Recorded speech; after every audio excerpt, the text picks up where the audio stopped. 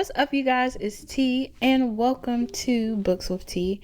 I'm so excited. This is our first podcast and first episode of the podcast. Excuse me. And I'm so excited to be here.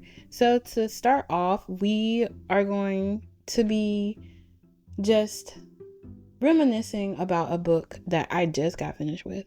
Very excited about it. Because it's in honor of summer, and we all love an easy read between some intense books, and I feel like this is an easy read, well written, very cute, very quirky, and it is a little coming of age story, and it is called The Summer of Broken Rules by K.L. Walther. Now, this is one of those books that I got into and I really liked it. I'm gonna be honest. I was like, I just wanted to try a summer book because I really don't read those. I'm into like different types of genres. So I was like, let me try this one. It was new for me and I read it and it was really good. So let's get into it. This is going to be in 3 parts, by the way. So if you're like, why she stopped like that? Beginning, middle, and end. I'm going to tell you the first part of it, like the beginning of it. So we have Meredith. Meredith is our main character in this story. And when we meet Meredith in the beginning, she is going through a lot of stuff. So she has been dealing with, for the past 2 years, with her sister's death. And her sister has passed away due to a car accident, we find out.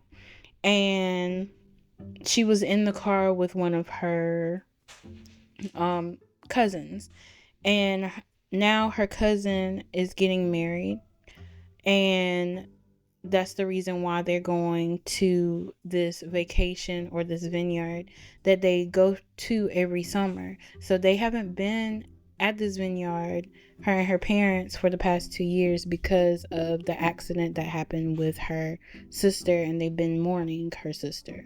So her sister's name is Claire, and Claire was very close with the family.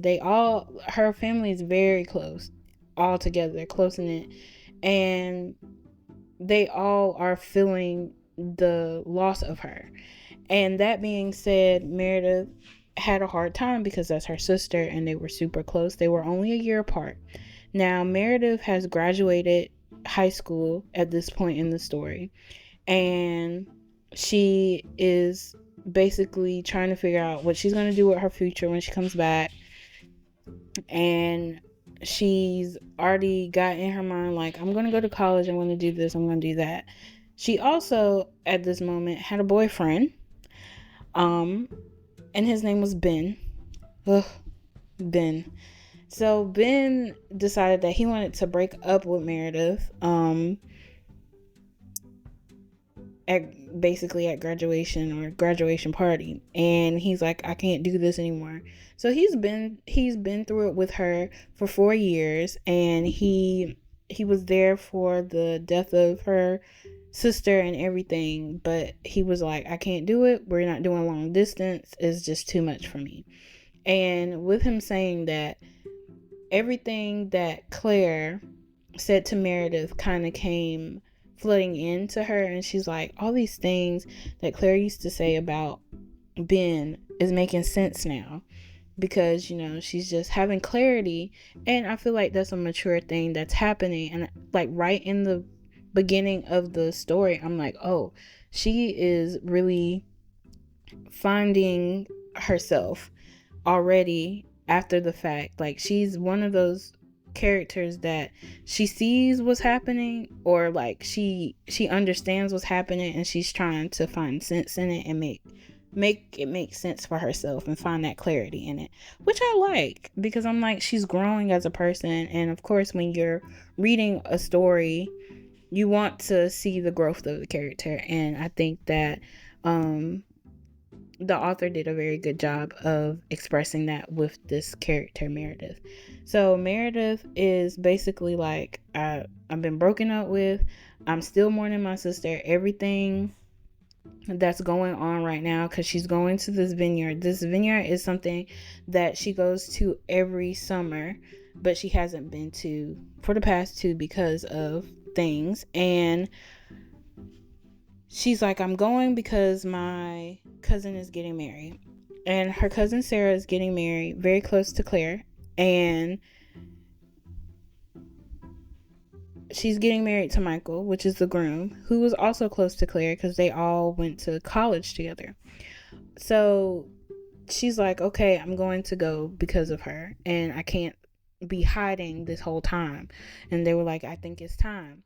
Mind you, Meredith has not been talking to her family. So this is kind of this place that they're going for vacation is basically a place where her and her family go all the time. Not just her parents, and Claire, but like her whole family, cousins, aunts, grandparents, everybody goes. So it's kind of like a big family reunion for them. And she hasn't gone for the past 2 years. I'm going to say that again. I know I said a lot, but I just want you to know where her mindset is at this point. So she's going in kind of nervous, kind of like I haven't been talking to them, because Meredith hasn't been talking to nobody. They've been reaching out, but Meredith has not talked to anybody. She's basically been ghosting them, and she's been trying to get in a headspace where she's like going away, like far away from her family, and talking about the situation with her sister. So she's basically kind of blocked them out. So now she's getting a head first, like, deep dive into them and all their emotions and how they're feeling about her as well, about how she was mourning her sister's death. Now, don't get me wrong, I don't think Meredith's a bad person. I actually feel for Meredith through this story, because I feel like this is like a realistic thing that could really happen to somebody. And people mourn in different ways. So what we find out in the first part of this book is that Meredith's really trying to find herself, and she's trying to mend those relationships with her family, pretty much. And I feel like that's honorable, and I feel like, go ahead, girl, do your thing. And with that being said, Ben comes back in the picture a little bit in the beginning. So she's on the ferry getting ready to go to this vineyard for this wedding and everything. And he calls her and he's like, I could have went with you. Now, me and the big sister in me for Meredith, I was like, girl, I said, you better not. I said, you better get him. And as I read as I was reading, I was like, girl, yes. She was like, basically, no, you don't need to come with me. You just said we're friends. You want to be friends. We can. She's like, I don't even want that, basically. She was like, so goodbye. You're a butt, basically. She called him a different name, but we're not gonna go there. I think you should read it for yourself. But yeah, she was upset with him, and I understand. Ben was being Lord Ben, her ex-boyfriend. That's what he was being. He was being an unruly ex at this time, just like nonchalant about stuff. And it's like he really didn't care, but she didn't see that while she was with him, which, ladies and gentlemen, sometimes we are blind to love when we're young. So Meredith she's got a clear vision, and she said Ben ain't it. Ben won't be it. So I'm just like, yes. So she hangs up the phone on him, and her parents are on this ferry with her, but they went upstairs and she's still in the car. She hops out this car, and she basically stomps on this person's face. And it's a young gentleman. She stomps on his face, and she apologizes, but she's so embarrassed that she runs away. Of course, at that age, you being, young, she's only 18. Of course, she's going to be a little embarrassed. So, but she runs away. And the guy says that it's fine. And she's like, well, I don't have to worry about this anymore because, I'm never going to see this guy again, basically. But that foreshadowing is so good. Um, we come to find out later in the story who this man is. So she reaches the island with her parents and she meets 3 of her favorite cousins. She's meeting everybody, but these are the people that I kind of toned in on because they kind of play a big part in her life throughout the not her life, but in this they build up the story because they're her friends, but they're also her cousins, and that's Luli, Eli, and Pravika. I think I'm saying it right. I'm probably not, but you know what? Y'all can check me on it. I'm fine with that. So she has different relationships with all of them, but she's basically been ghosting all of them for these past 2 years. Now, Eli, he's just like, yeah, I understand. I get it, but don't do it no more. You got Pravika, she's kind of the same way. She's like, yeah, we understand, but we're glad you're okay. We just want to make sure that you're good. Then you have Luli. Luli is a little bit, there's some tension there between them because Luli's been reaching out to her more than the other 2 anyway. And she's like, you basically have ghosted me this whole time. And I'm feeling some type of way about it without saying that. And she's been doing some digs, baby. Through this whole book, she had been doing some digs at Meredith. But the one that got me, the first one that she made, was with her relationship with Ben. And I was like, oh my gosh, like, girl, why'd you do that? So in the book, it's this part where she's talking to Eli, and Eli's talking about his relationships and how he met this guy and how he really is into this guy. Like, he's got this crush on him. And then Lulu goes, oh, so what about you and Ben? Then he dump you? And I'm like, oh, snap. Like, girl, like, I read it like she had an attitude, y'all. And I was like, oh, snap. Like, why is she talking like that to her? And it was just real crazy to me. But then I realized, like, of course you're a little bitter about that because you're like, Meredith basically went off with Ben all these 2 years and kind of ghosted everybody else. So I get it, Luli. I get it. But still, don't be like that. Bitterness is not, don't be bitter. Just don't. But that being said, they were like, okay. She goes on and she meets her grandparents. Her grandparents are talking to this young gentleman. This young gentleman ends up being the same one that she decided to kick in the face by accident. So she's talking to him and she finds out his name is Whit. So Whit is the stepbrother of Michael, who is Sarah's groom. And yeah, it's an interesting dynamic between her and Whit throughout the story. But at the beginning, Whit is matching her energy. Now she is one of those characters that she's confident in herself and she's very self-aware and she knows just how to talk to people. And that being said, her and Whit, they go back with the banter back and forth, and it's really good in the book. I can't explain how much banter goes back and forth, and it's just like, it's just nice. I was like, this is so cute, like them talking to each other.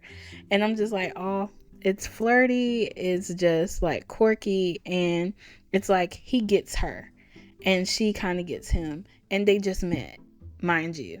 Now he's a year older than her, and he's currently in college, and he goes to the same college that her sister went to, and also her cousin Sarah and Michael. Sorry if you hear my dog in the background, my bad.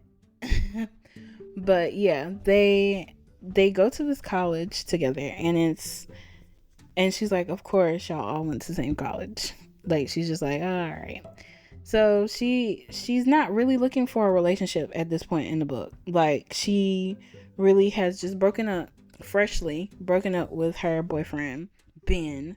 And she's also just trying to mend things with her family and trying to just feel the presence of being on this vineyard with all these people, and this farm with all these people, to just get some clarity about Claire, her sister. So every time she turns around, she mentions that she's reminded of what her and her sister were doing on this vineyard, and it's kind of like bittersweet for her. So at this point in the story, she's not really looking for anything, and I think that that's kind of like understandable, right? I think it is. So she goes on, and they announce, Sarah and Michael, they announce that they're going to be playing a game. Now, this game is called Assassin, and it's a traditional game that they play every year at this place. So this is a family game, but now it's like a bigger game, because it's both Sarah and Michael's family. And that being said, Claire was the winner every year, and this game was in honor of Claire. So Meredith said, I'm going to win. She was like, I'm going to win this game. This is her declaration that she's going to win for her sister. She was like, I came here for a reason. I'm going to win this game. Now, Whit's like, oh, you're a part of this game too? Okay, I see you. Her cousins are a part of the game as well. Now, her cousins go ahead, they text in their group chat and was like, look, don't you go ghosting on us. We're in a pack. So they made an alliance together already, basically saying that they're not going to gatekeep anything while they're playing this game. Now, this game is Assassin, and Assassin is basically like laser tag but with water guns, and also like you don't know who has you. So basically everybody gets a name, and if they eliminate that person that they got a name for, they get the name of the person that they have, and it goes on until there's just like one person. So it's like the process of elimination. So everybody's trying to form alliances and packs and things like that. So Meredith finds herself in a little situation where she has an alliance with Luli, Eli, and Pravika. And all of them basically are like, we're going to tell each other who we have at all times, and we're going to make sure that we help each other out and do like recon for each other to make sure that, we can eliminate those who we have. And then Whit is talking to her as well, and he's like, well, I need a pack. He said, so let's make this pack. You seem cool. I don't know everybody here, so I'll tell you the people on my side of the family, and you tell me your people on your side of the family. But let's make sure that if we have each other, we let each other know. And he was just like, let's make sure that we let each other know. And she's like, deal. So she's making these deals and these pacts and alliances with people, and also having to understand the rules of the game. So the first rule is that you got to make sure that it's 24 hours. You have to understand that it's like any day, all day, every day, you can get eliminated. And then you have to understand that it's only outside. You cannot go inside. It has to be 10 feet away from the house. And the last one, you cannot disrupt any of the bridal things that are going on throughout the week. So they have a week to play this game. And when I tell you, it gets intense. But, they have a lot of great situations in the book that is just funny to like read, honestly. So now that she has all her alliances in place, we're going to get into the next segment.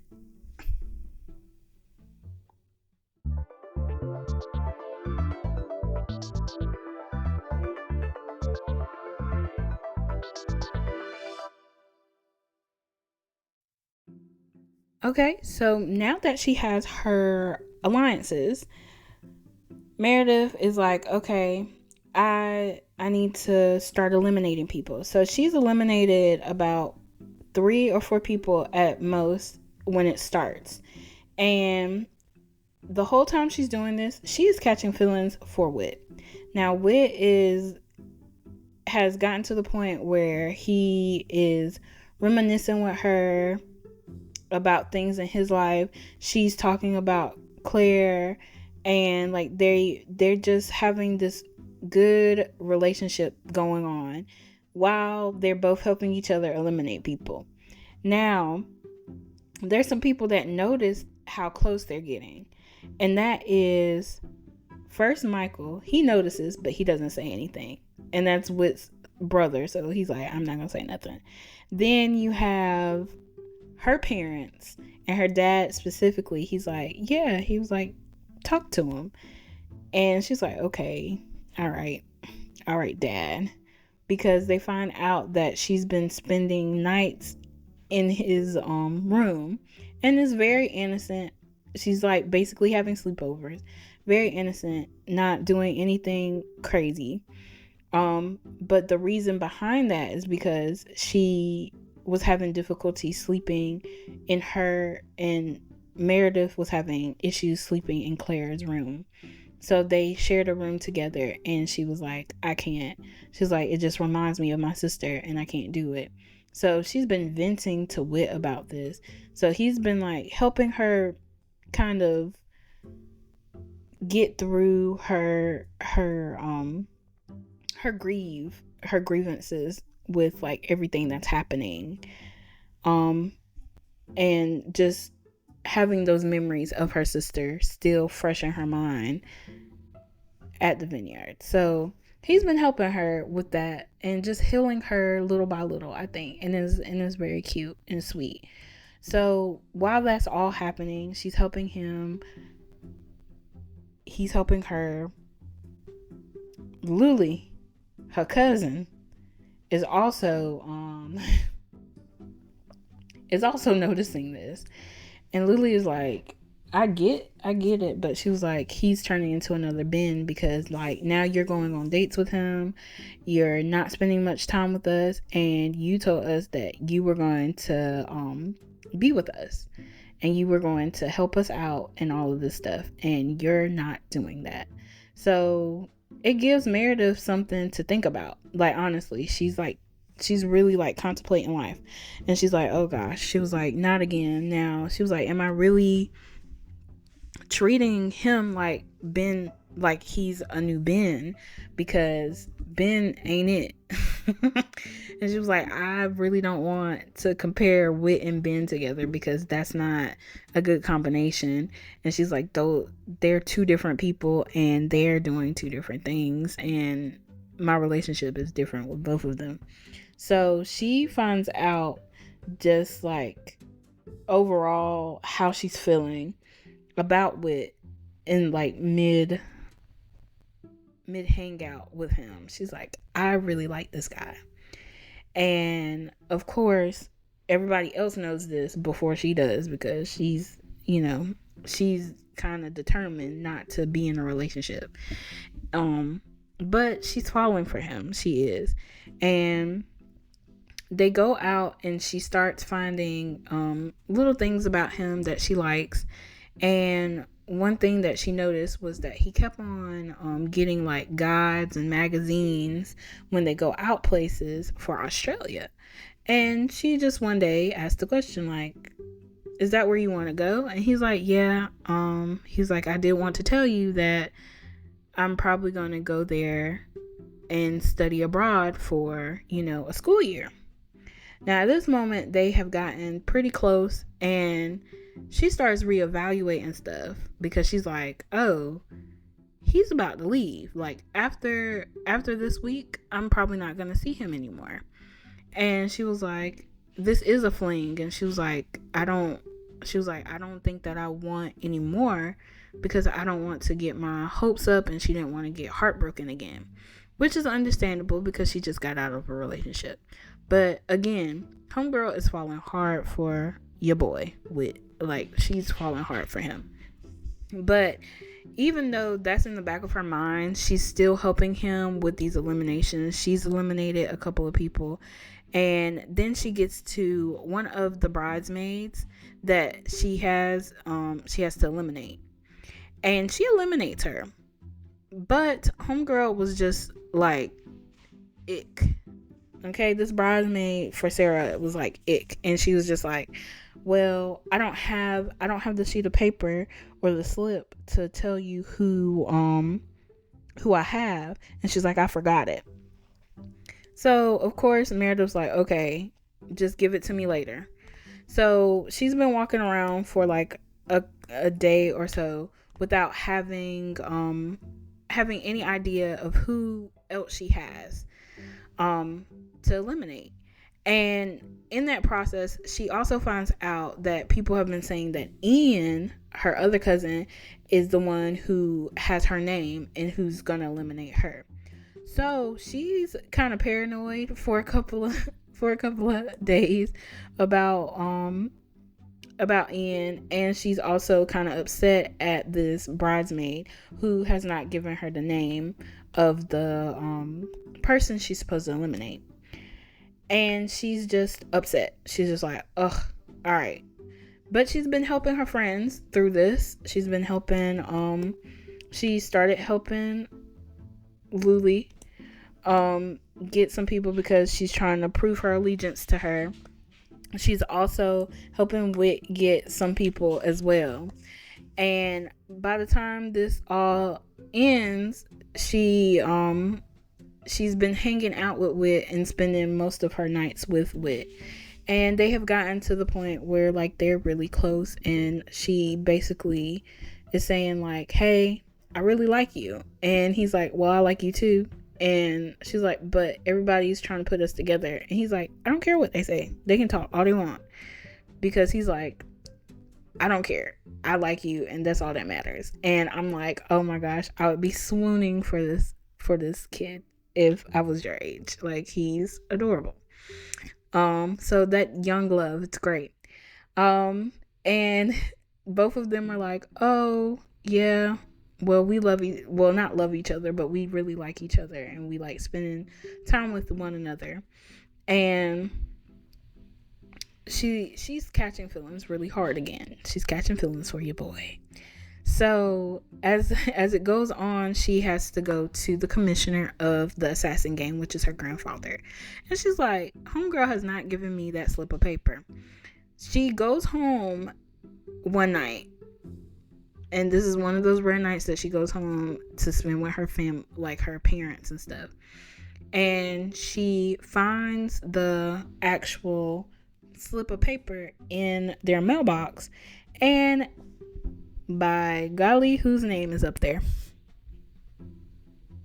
If you thought it was Wit, it was. Spoiler alert. So it was Wit's name, and now she's contemplating life. She's like, oh my gosh, like, I have his name. So what am I going to do now? So basically, she's been holding off this whole time, telling Wit that she has him. And she doesn't know what else to do. So she comes up with a plan of just keeping it a secret until it's, the last days, and then she'll tell him like, hey, it's just you and me. But those aren't always the turn of events that happen when things involve, family and other people. So yeah, she ends up finding out that Ian is not really the person that's supposed to be eliminating her. And she was like, oh gosh, so now this is nerve-wracking.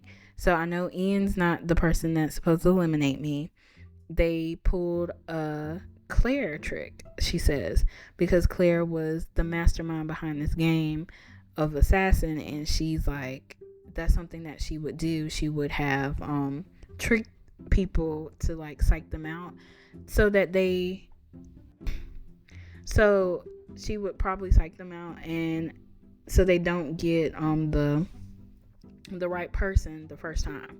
So Ian ends up getting disqualified, and she ends up having yoga with one of her aunts in the morning, and she finds this out, and she's like, so y'all were tricking me the whole time to get Ian out? And they were like, yeah, he was in an alliance with, you know, some other people, but of course, you know, they're not telling who's alliances with who and things like that. And at this point,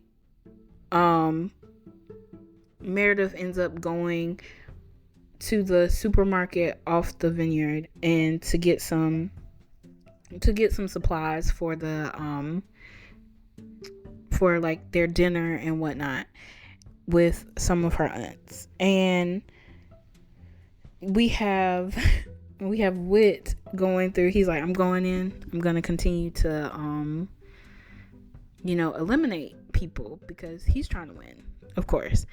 And he spent a whole day just eliminating people.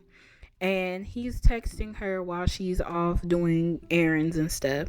And it got to a point where he hadn't talked to her for a couple of hours. And when she comes back, Lily is so upset. And she's like, what happened? And Lily's like, oh, you know what happened. Your boy done took your cousin out, Pravika out. So now he's over here just like gunning down everybody, and you weren't here. So what's going on? And she was like, I had nothing to do with that. Basically. And she's like, whose side are you on? So again, Lily is still feeling upset with, Meredith. And it's like she can't win for nothing. And Meredith just was like, I probably just need to go and I need to apologize to her. So she has this conversation with her grandfather, and she's just talking to him about everything that's going on, because she can't hide nothing from your boy. The oldness in him and the wisdom, he said, just talk. So she tells him about Wit and how she's feeling about him, and she also tells how she's feeling about Luli, and she goes and she apologizes to her, and she basically tells Luli like, hey, I'm sorry that I wasn't there for you, and I realized that you probably needed me as much as I needed you, but at that moment in time, I couldn't pick up the phone physically because it just reminded me of Claire. And of course that's a lot for Luli to get and for it to sink in to her, because she was like, I wanted you to be, my cousin and my friend, and you weren't there. So after that was being said, she kind of left it where it was, but I feel like Meredith did the right thing, and she did apologize, and she was very honest with Lily. On the other hand, Wit was still being adorable Wit, and she had not said anything to him yet. So it ends up going on for a while. They're still hanging out and stuff, but it's on her mind that she has not told this man that that he's the person that she's going to be eliminating.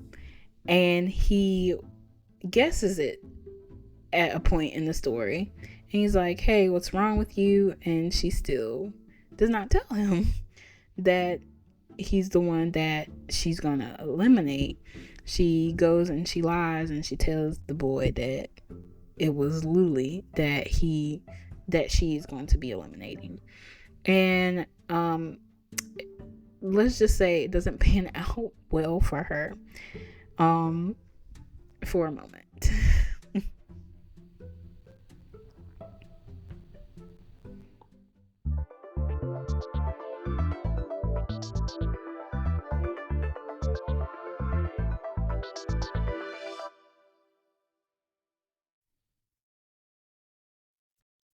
So it doesn't pan out well for her. So like I said before, she knows that Ian is not the person that's supposed to eliminate her. But she is still going around just chilling with Wit, and Wit and her were supposed to go on this adventure where they like go diving off cliffs and stuff. And she, before they even do this, she's like scrolling through Instagram, and she was just reminding herself of like her sister and what her sister was doing. And she goes past a post that Sarah, the bridesmaid, has made. And it was like the day of her sister's death, basically. And she sees that it's not only her sister in the video on Instagram, it's also Wit in the video. And she kind of gets upset. So Meredith, she gets upset because she's like, so you knew my sister. And she confronts Wit about it. And this is when the story is like at its peak, I guess. So she's like, so you knew my sister and you didn't tell me about this. And he was like, I tried to explain it to you, but it seemed like you just didn't want me. I thought you already knew that I knew her and that I met her. And he was like, and she said, no, I didn't, and I'm upset. So while she's having this little fussing match with Wit, her uncle comes behind her and eliminates her from the game. And she has to cough up her slip of paper, which also has Wit's name on it. And she did not tell Wit that, she had him. So she's trying to save him at that moment. I was like, run. And he's like, why would I run? And she shows him the paper, and his whole demeanor just changes towards her. He did escape, but it's like he was upset with her about lying to him. But they kind of lied to each other. So they go through this tough decision of like, do they really want to be together? Now, Wit has said it outright that he wants to be with her. And he said, I'm upset with you because we could have talked this through. If I had known that you had my name, we could have came to some type of agreement so both of us could, get through the game. And she's like, well, I was trying to do that. But he was like, I understand you were trying to do that, but the way you went about it won't good. And I said, clock it. I said, boy, you had that one. So he basically was like, we could have done it, but like you didn't communicate to me properly. And I love that he said that. The maturity.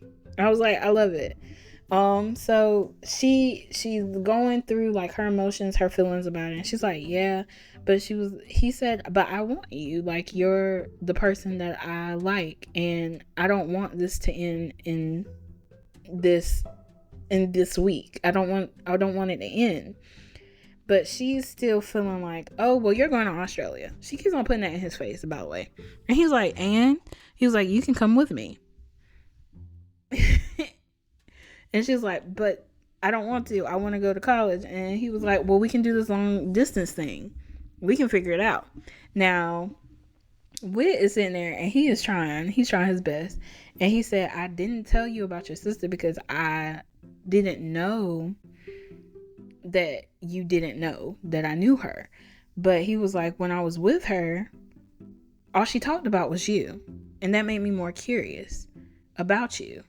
And now that I've met you, he was like, she was right on the money about it. And basically, you're even better in person talking to you and getting to know you. And I really like you.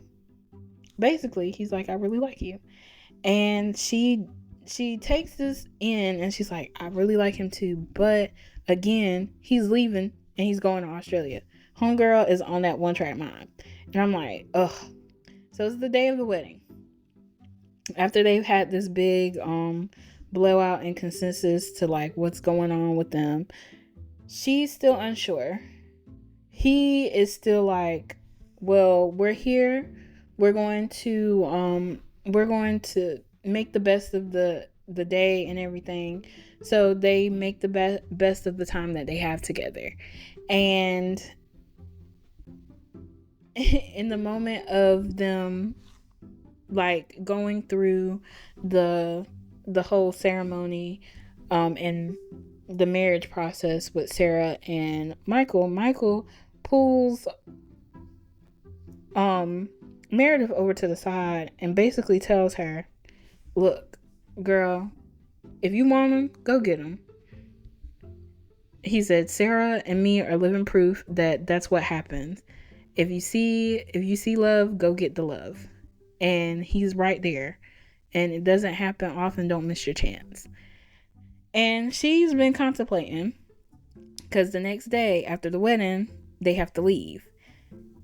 And she's just like, yeah, we're just going to spend this moment together. And she basically tells him that she was done with him, without telling him. And she said her silent goodbyes that day of the wedding. The next morning comes around and she's still thinking about this. And she's like, man, I really just, care about him. But she's going around doing her rounds to say goodbye to everybody. And she goes back to Loli. Now, Loli, this whole time has been very, tense with her, very just not being nice, okay? She has not been nice to Meredith this whole time. But Loli says something that made Meredith just be like, okay, girl. So she finally apologizes. Loli apologizes. She said, I'm sorry, I have been being a butt to you this whole time. And basically, you need to go get your man. She was like, he is not like being, I was just being like that because I was hurt. And you already apologized to me, so I'm apologizing to you. Now go get your man. So she went and she got him. She ran to the ferry. And that's how the story ends, with her getting her man. Now, it does have an epilogue and it tells you more about what goes on in the future, but I feel like I've spoiled it enough for you guys, and the epilogue is cute as well, and I feel like you should read it to see what happens next in their chapter. But it does end with her getting her man. And again, I would rate this a 5-star. I think I rated it on Kindle as a 5-star because the character development in this book is really great. Meredith matured over a 7-day period. Like, it's literally a week. And she has found herself. She has kind of healed her wounds from like her grief that she's been having with her sister. And she has also found out a lot of things about herself.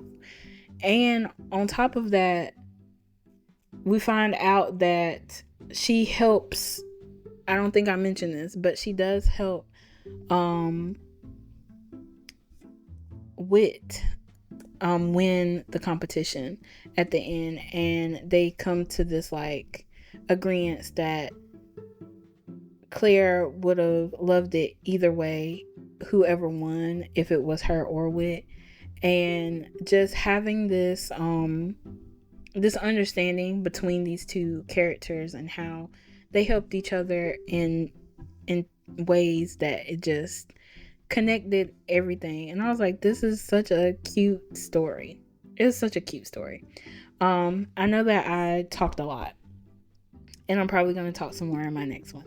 If you like this and you decide that you want to continue to listen and read books that I recommend, or if you decide you want to recommend me some books, I'm all for it. Thank you guys for listening to my first episode, and hopefully you read this and experience it in your own way.